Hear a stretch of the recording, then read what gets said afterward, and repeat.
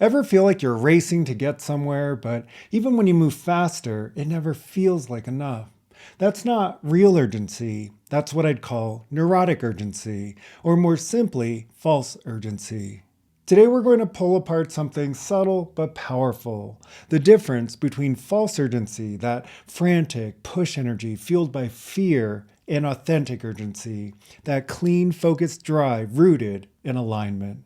Because if you're feeling stuck, overwhelmed, or like you're always behind, this distinction could change everything. Here's the thing, false urgency isn't about time, it's about state. It's what happens when your perception says, I'm not enough yet, I need to catch up. That perception creates an emotional state of pressure or anxiety. And from that state, your thoughts spiral. I should be doing more. Everyone else is further ahead. If I stop, I'll fall behind. Those thoughts drive actions that look productive on the surface, but they're reactive, scattered, and unsustainable. I see this pattern a lot. Someone gets an idea they're excited about, but almost immediately their system shifts into urgency. Not because the idea requires speed, but because they don't trust they'll be enough if they move slower. They start doing 10 things at once, not because each thing is strategic, but because stopping feels unsafe. That's the state they're training, pressure as the baseline. Let's talk about FOMO, fear of missing out. It's one of the biggest fuel sources for false urgency. When your perception is, I might miss my chance, your nervous system lights up as if there's danger. Your body goes, move, now, faster. Not from clarity, but from panic. The emotion underneath isn't excitement, it's fear disguised as drive. And fear doesn't build momentum, it burns it out.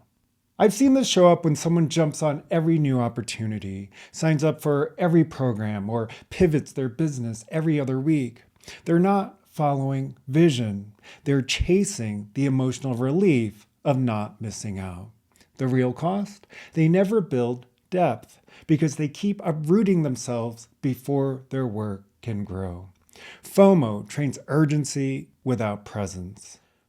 Authentic urgency feels completely different. It's not frantic, it's focused. It starts with a different perception. I'm clear on what matters, and it's time to move.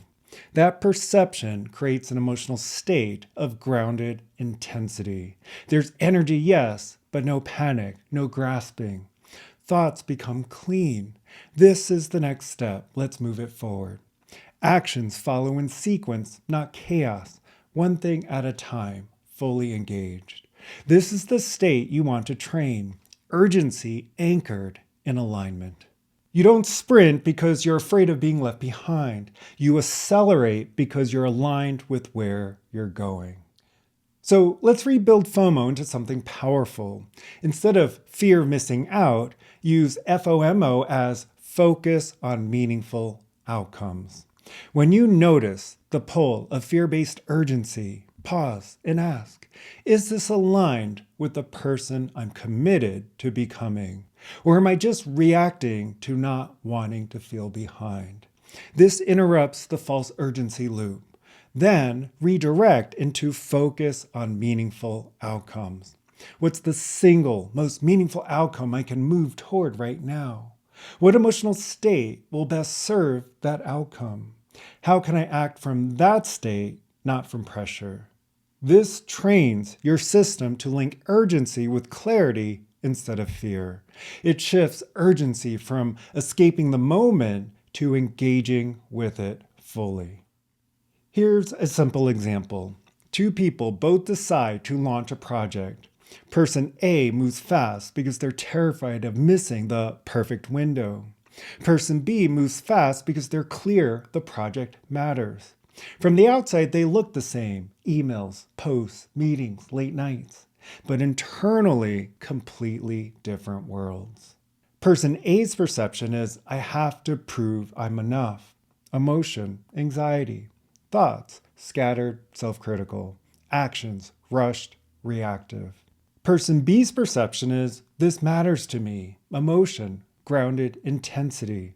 Thoughts, focused, intentional. Actions, consistent, precise. Who sustains momentum? Person B, always. Because person A is burning fuel from fear. Person B is building power from alignment. You can't shift what you don't see. So here's a simple check-in when urgency kicks in. Does this feel like pressure or purpose? Are my thoughts racing or clear? Do my actions feel scattered or sequenced? If it's pressure, racing, scattered, that's false urgency. That's fear training itself as your baseline. If it's purpose, clarity, sequence, that's authentic urgency. That's alignment becoming your baseline. You don't need to slow down to fix it. You need to shift the state driving your speed. If you're hearing this and thinking, this sounds like me, you're not broken, you've just been training a pattern that no longer serves, and that can change. Here's a practice to anchor this shift. When you feel urgency rising, pause. Name the perception driving it. I'll fall behind. I'm not enough. Choose the perception that aligns with who you want to be. This matters to me. I'm capable of moving this forward. Let this perception generate a new emotional state. Calm focus, grounded intensity, commitment. From that state, pick one meaningful outcome and take the next action. You're not slowing down, you're just changing the fuel. Because here's the truth, speed isn't what burns you out, fear does. This is where it gets subtle. Most people don't realize false urgency trains distrust in your system. Every time you push from fear, you teach your nervous system, I can't be trusted to follow through unless I panic. So your system keeps trying to recreate panic to make sure you move. Authentic urgency flips that. Every time you act from grounded intensity, you teach your system, I follow through because I choose to, not because I'm afraid. That's how you build self-trust, one choice at a time. Let's zoom all the way out. Urgency is just a wrapper for an emotional state. False urgency wraps around anxiety. Authentic urgency wraps around commitment. So the real question becomes, what emotional state am I practicing over and over without even realizing it? Because your actions will never outrun your emotional training. If you keep practicing pressure, you'll keep creating chaos. If you start practicing commitment, you'll start creating results.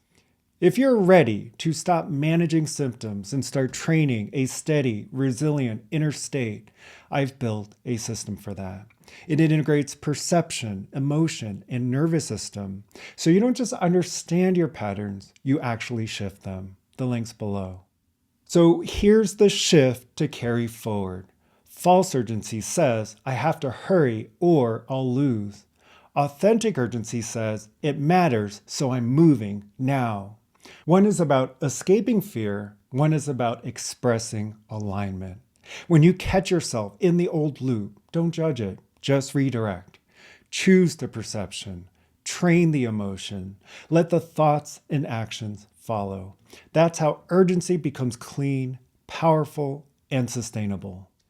If this landed, hit subscribe. I drop videos each week to help you train your inner world with structure and clarity.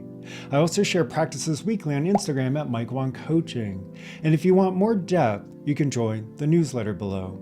Thanks for watching. I'll see you in the next video.